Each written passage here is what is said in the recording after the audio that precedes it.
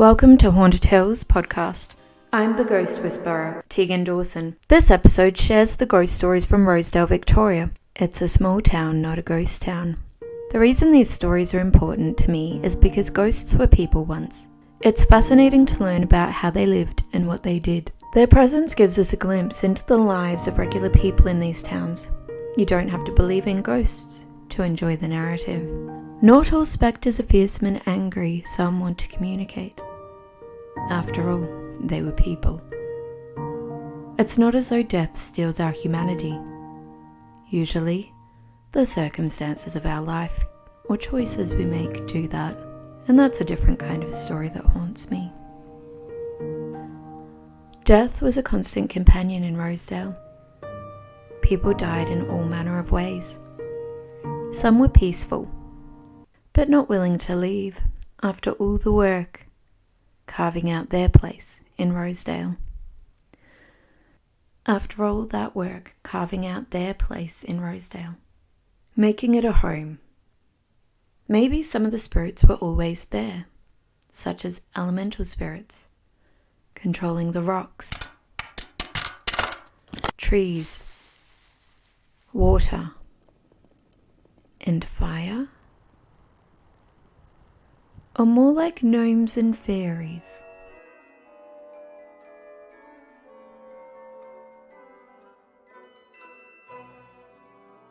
A reportedly haunted location is the Victorian Tea Rose Gardens in Rosedale, located on the corner of Princes Street and Lyons Street.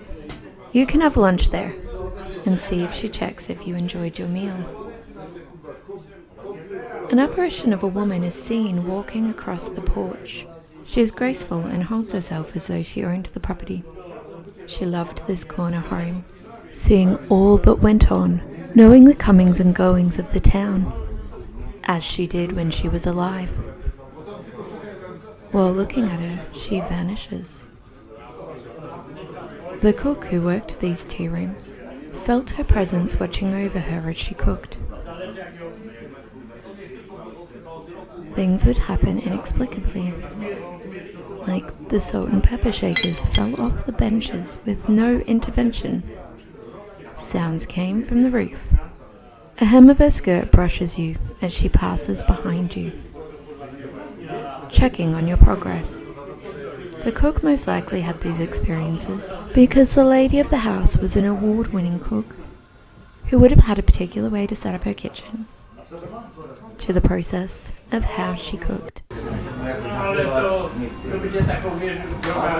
Another haunted location in the town is a property which was burnt down and used to stand empty as a brick shell on Princes Street. The locals used to have functions like weddings there.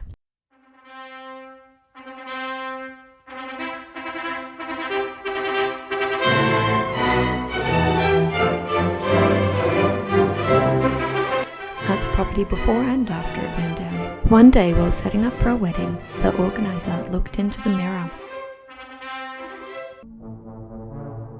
Reflected back at her was the room decorated differently, filled with well-dressed people who were celebrating a function. For a second she heard the music and the people around her, the bride and groom sharing their first dance, celebrating the wedding. She took a photo in the mirror, capturing that dancing bride and groom. She was not in the photo, though standing directly in front of it. She was completely alone in the property.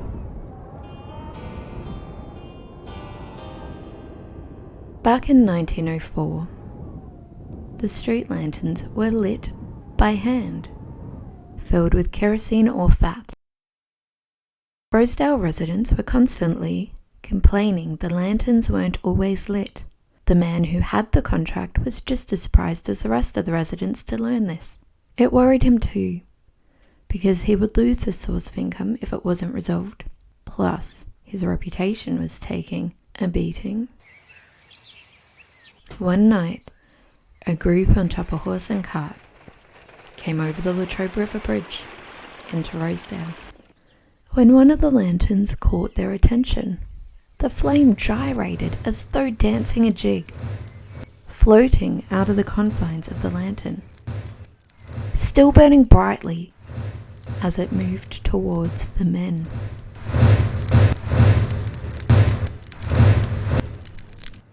Two of the men were not having this and ran away as soon as they saw it, believing they'd just witnessed the supernatural pervert the natural.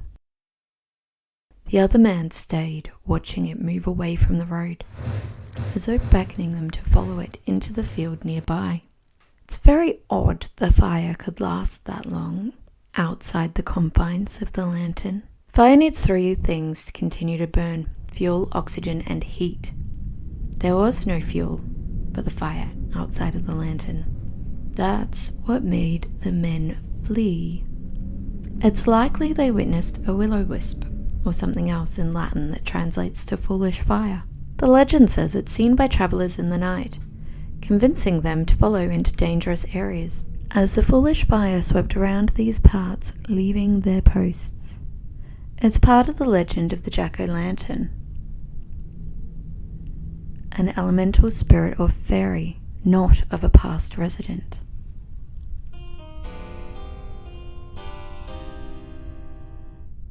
We'll come back to the people of the past whose travels abruptly ended, causing their demise and leaving them stranded on the Prince's Highway between Traralgon and Rosedale. The first we'll meet is the Butcher of the Bridge.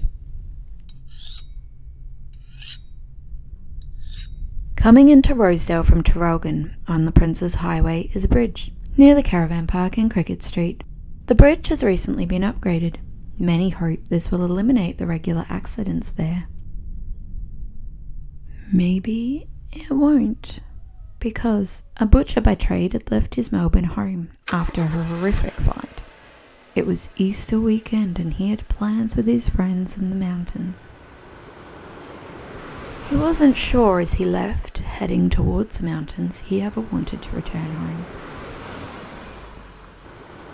While he was driving, the car veered off, crashing into Blind Joe's Creek. He didn't get to make that decision, it was made for him, as he was instantly crushed against the rocks. While miraculously, his three friends managed to escape the wreck with few serious injuries. Drivers passing here feel watched, causing the hair to rise on the back of their necks.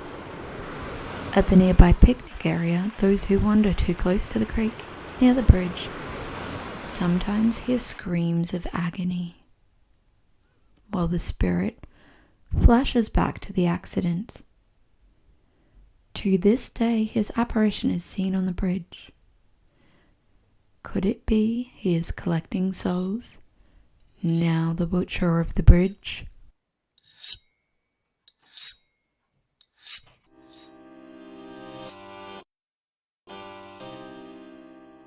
The next traveller we meet, we will hear more about in Traralgon history, a doctor with a tragic story, whose travels abruptly ended in his brand new car. At Sheepwash Creek, heading into Traralgon, along the Prince's Highway, a doctor in good clean clothes is seen standing by the road. A dog ran out onto the roadway. The driver was unable to stop in time, and it went under the car, damaging the drive chain, disconnecting the steering column. Going down the hill towards the bridge, the wheel jammed and didn't respond. The car hit the bridge railing, that very pole the man is seen standing in front of. The two other passengers were thrown from the car and survived. The prestigious driver was jammed between the steering wheel and seat.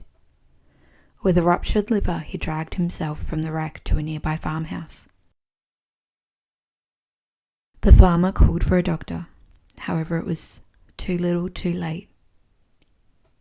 This is where he passed away. It's observed dogs get frantic passing this point on the road. Is the doctor continuing to try to save lives from beyond the grave? Is he no longer a friend of the four-legged variety? Still outside of Rosedale, this time on the Sale side of town, still on the Princes Highway, near the Maffra turnoff and Nambrook Estate, built by, of course you know it, William Allen. Firstly, some of you probably know this is the location of a famous UFO sighting. And you'd be correct. The reason it is in here, in the paranormal narrative, is because John Keel in 1970 linked UFOs to spirits and demons, essentially saying saucers are evil spiritual entities. The theory is flying saucers don't come from out of space. They cross through the spiritual to physical planes, which is why they can disappear like an apparition in front of your eyes and appear somewhere else on the other side of the sky. So in 1980, 8 kilometres out of Rosedale towards Sale, a farmhand awoke at 1 a.m. to cattle bellowing and a strange whistling noise. He jumped out of bed and looked out the window, worried somebody might be trying to steal the cattle. He saw blue and yellow lights hovering above the ground in the paddock. Thinking those were the lights on a cattle truck, he sprang into action, jumped on the quad bike and headed for the lights. As he approached, he noticed it was round craft, not a truck. Continuing towards UFO, noticing the cows were moving away. He was about 50 metres from it when the ship leapt up into the air, throwing cow pies. A rush of air hit him in the stomach, like a brick wall. For a week after this experience, he had gastrointestinal issues, which they say is consistent with radiation poisoning. The next morning, he checked the water tank as part of his duties and found it completely drained, which was odd because it had been full. Stranger yet, the sediment at the bottom of the tank was sucked into a point, spiraled up as though a pump had sucked it out, knowing to stop before drawing the sediment up. He called the UFO experts, who noted a ring burnt into the flattened grass. They also noticed the disturbed cow pats. Other people around town thought he was mad, and he left the town shortly after this experience. A few years later, another lady came forward and said she had seen the lights from her home near Sale half an hour earlier.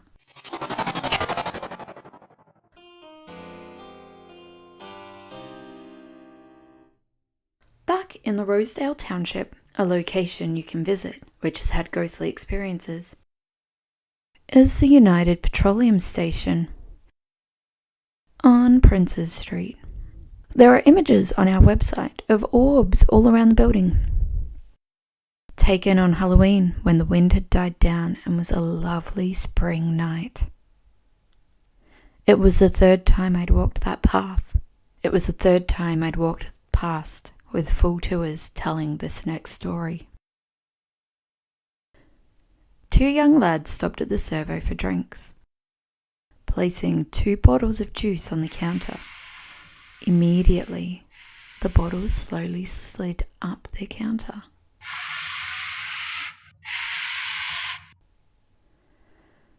This is one example of poltergeist activity in the Rosedale area. Many other sites around here experience poltergeist activity. Some have been linked to massacre sites, others to those elemental spirits.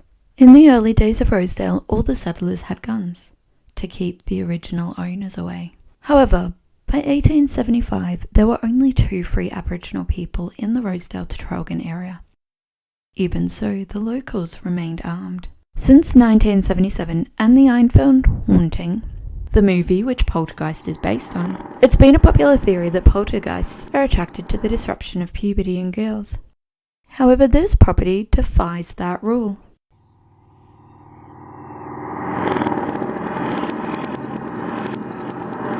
Looking further back at the first poltergeist activity reported as early as 94 Common Era,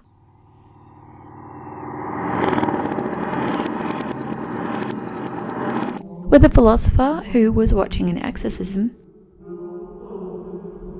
recorded he witnessed a bowl of water on the other side of the room, where no human intervention was, flip over.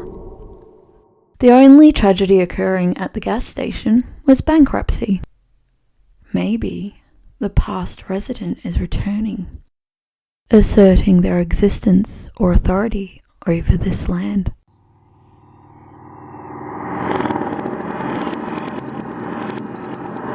Poltergeist activity can occur in broad daylight, which brings us back to the idea of a fey spirit causing mischief at best and malice at worst.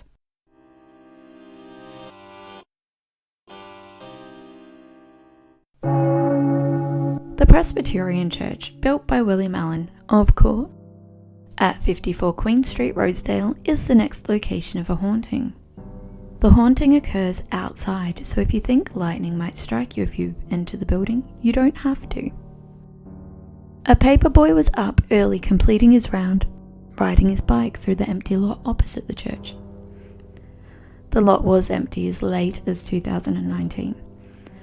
When he passed by the church, he saw the priest standing there in between the two pillars below the bell. There was no car at the church. Nobody was usually there that early. He looked again and it was gone. An apparition. Over the fence, which used to be an empty lot between the parsonage and church, is now a house. However, on that fence line, opposite the church, used to be 2 trees planted back in the 90s as a memorial. However, since I started doing tours and telling this story, a new tree was planted in the place of the old tree. The trees should have been huge and hulking, healthy, filled with leaves. Instead, they were twigs, not thriving. As I told the story, I'd put my lantern on a tree to better light it. A photo was taken of me. Something strange is on my shoulder. I didn't feel it. I appear to be pretty oblivious to the spiritual world. But when I received the photo, it was disconcerting to say the least.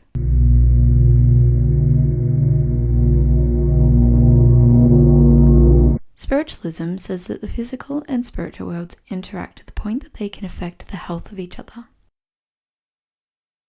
It is believed a priest is trapped and his presence is vibrating into the real world, possibly stunted the growth of that tree.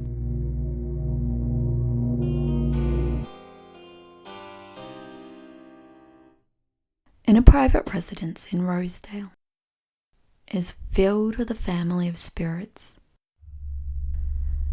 Sightings of 2 men are sometimes seen standing outside their home. The young man blows wafts of smoke, while the older man, with leathered skin and a balding head, sits nearby. In the front window, a woman with red hair looks into the street. It's believed the family was involved in a fatal car accident. A ghost of a black dog has also been sighted in the court. A resident living in that property had heard of the ghosts, but hadn't seen any, and was thinking his sister was crazy. Until one day he was home alone, sitting at the piano, when a little girl said, "Help me!" right in his ear. No one was there. Startled, he fell off the stool. He then believed his sister's stories about the family of spirits who lived in the property with them. On another occasion, he saw the big black dog in the nearby park on his way to school one day. As he approached, he realized it was a ghost.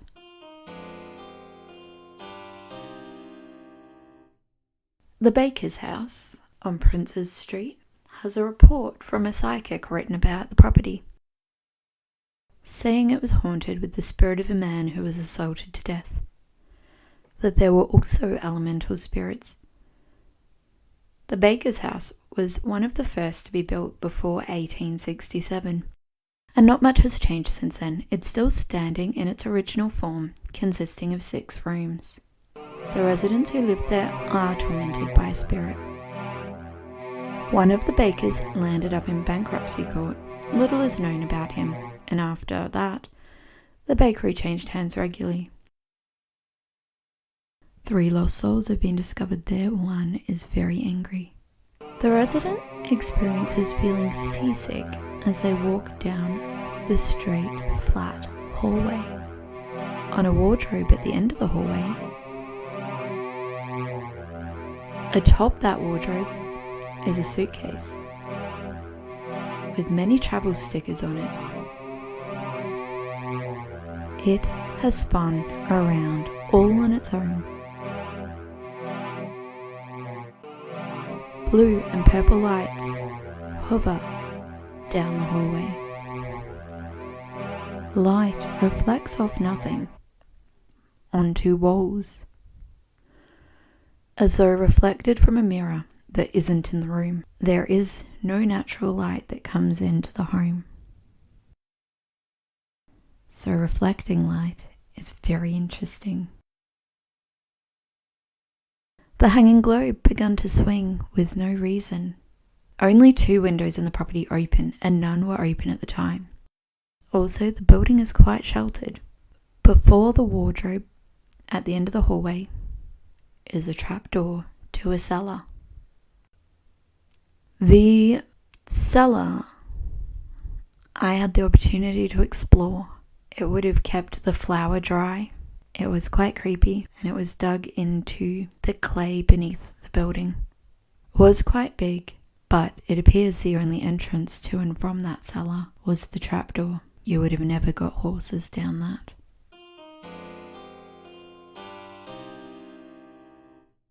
John Williams, who we met in Rosedale history, owned a property which experiences poltergeist activity, evidenced by drawers being opened and contents left on the floor. I'm not sure why his property is haunted. It's unlikely it was him. Would be interesting to discover why his property is haunted.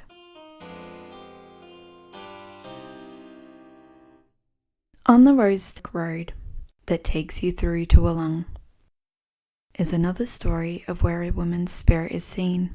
They say, "Beware of Kitty Jones's ghost.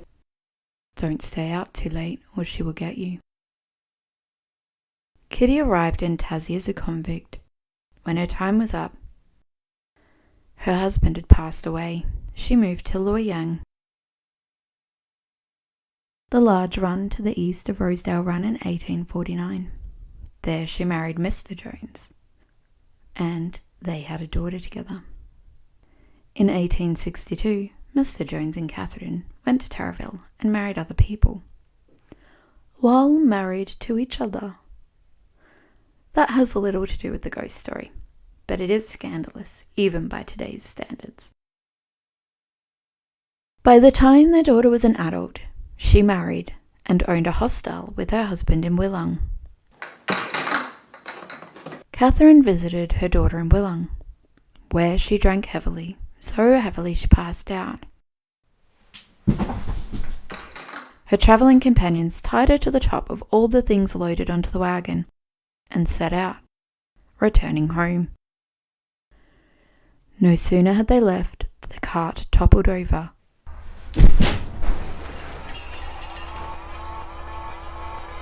crushing Kitty. It's believed when she awoke in her spirit form, she was enraged. Her bedraggled thinner apparition with untamed hair is seen in the Wollong township, especially after night. Her demeanour is still of one who drinks too much, shouting and waving her arms at you.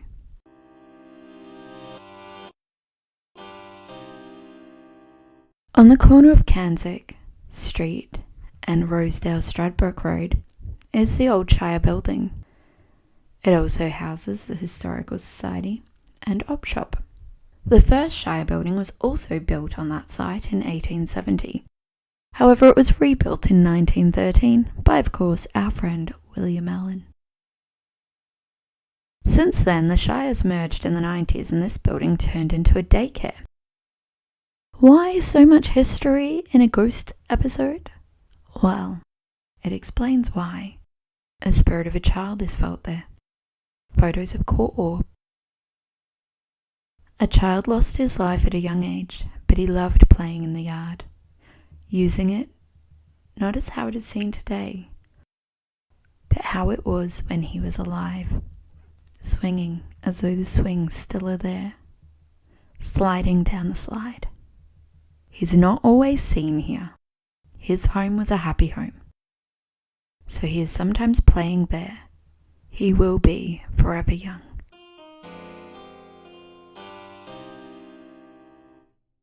In a private residence on Kansas Street, a resident has woken to a ball of light hovering at the edge of his bed. That same ball of light has also been seen floating in the hallway. Things switch off in the house, like Xboxes and computers, but nothing else. But all the supplies in the main switchboard are still on. A guest in the house saw a woman in white in the backyard. The resident regularly hears someone running around the backyard and shaking the doors. He is still yet to see the woman in white. He always gets up and checks. There's no breeze and the shed doors are locked and nobody is there. This is a house with cupboards that click closed, like the type you find in caravans from the 1960s. In this home, those cupboards spring open on their own with no reason. They're regularly all open. Sometimes things from within the cupboards have been pushed out. Another time, as the resident walked down the hallway, the door to the linen press slowly swung open. He slowed, watching it, and thought maybe it's swinging open he might not have shut it properly. However, when the door swung back and clicked back closed, he knew a spirit was messing with him. The paranormal activity is usually only obvious during April. However, since the tours began, the spirits had not stopped. They're continuing their activity despite numerous cleansings.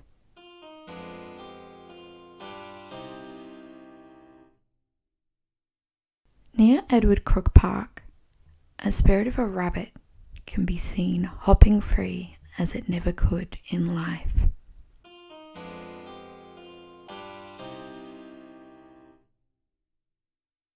Another house, which is no longer there, it's a ghost house. However, before it was pulled down, it had a tragic past, leaving a broken woman in the house. Not all people who experience severe heartache are left broken, but some do, and that is the case. While her body was broken, so too was her spirit. She doesn't leave her home, because where else is there to go? Who would believe her? Who could even help her? The house is haunted. It feels very depressing and very cold, despite the best efforts to warm it up. A woman's screams can be heard at times. The house doesn't keep living residents for long. They can't bear to live with the woman and her sadness, her screaming, and the constant chill in the air. There is also a smell they can't remove, no matter how much they try, how many times they clean down the walls. They clean the carpets, mop the floors, or how many candles they burn.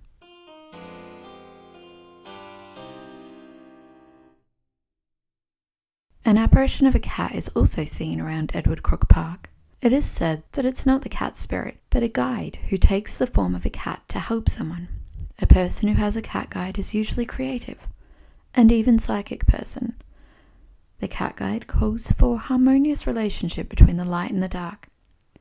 This is probably why it's also seen during the day.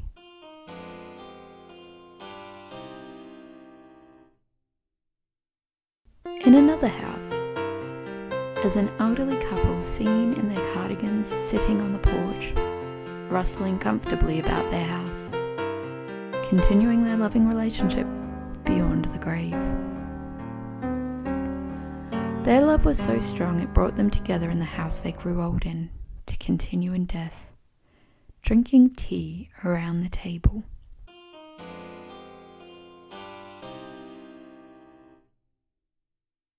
At the Rosedale RSL, it's just a building where the RSL members meet, there was an apparition scene.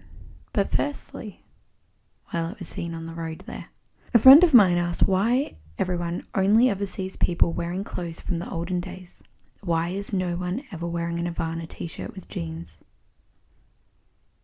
Sometimes it is what people expect to see when making sense of the spiritual. And seeing something that looks like it fits in, but doesn't, makes people feel weird. Many people don't want to believe what they see. So when I was told of an apparition seen on this road, looking from the RSL down towards the Mechanics Institute, of a man on a mobility scooter trundling down on the footpath. The person looked up, expecting to see him again, but he disappeared, and there's nowhere to go here on a mobility scooter.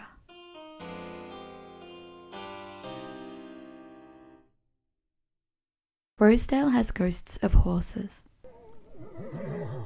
The sail entrance to the town is a floodplain. In the early days, the bridge was built low to the ground. The water would rush in with no warning, causing havoc on the bridge and claiming lives. In 1863, a man crossing with 2 horses and a cart was caught up in a sudden cascade of water. He managed to get control, however not before losing a horse. In 1868, a farmer was moving his cattle when the thunderous sound of water spooked the animals. Before too long, it was on top of them. 45 head of cattle was moaning and thrashing about as the water swirled around them, dragging them under. The locals in the late 1800s said they saw an apparition crossing the river, sobbing, sitting atop his cart pulled by 2 horses. He disappears halfway across the bridge.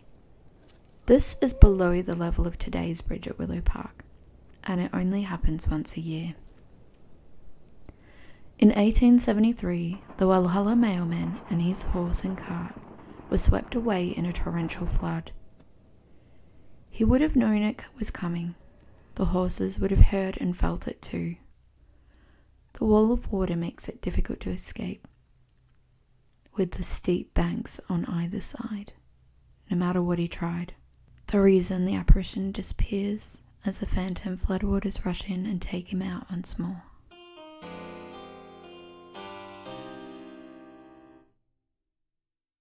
Thank you for your ears, dear listeners. I hope the Rosedale Ghost Stories have given you a greater understanding of the mysteries of this area, or the chills you've been looking for. Tell us if you've had the nerve to listen on location. Please check out hauntedhillstours.com.au. You can find the details to take a self-guided tour.